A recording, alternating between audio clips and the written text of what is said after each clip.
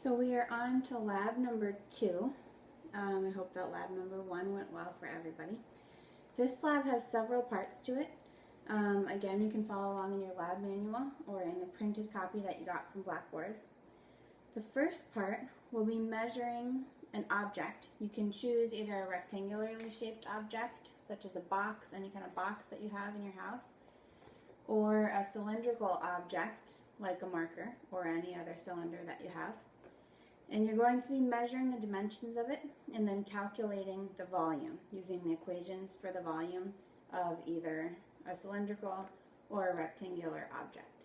That's part number 1. Part number 2, you're going to be making estimations about volumes in various graduated cylinders. These are 2 very simple measuring tools that I got at Walmart for less than $5 each. And this is the measuring tool that goes with the scale we were using in lab number 1. There's a possibility that your lab will include a kit that you can order that has graduated cylinders in it. If that doesn't happen, however, you can find these at Walmart or probably any other store. But I want you to look for something that shows milliliters. So here we have ounces, we have cups, and we also have milliliters and tablespoons. So I'm going to be making all my measurements for all of these devices in milliliters. And we'll talk about how to properly estimate that.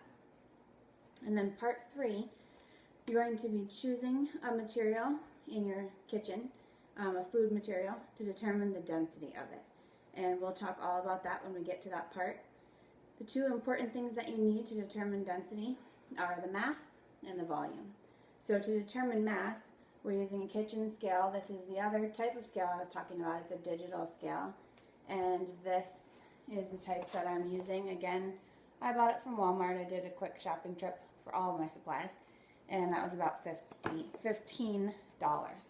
So those are the materials you're going to need for this lab.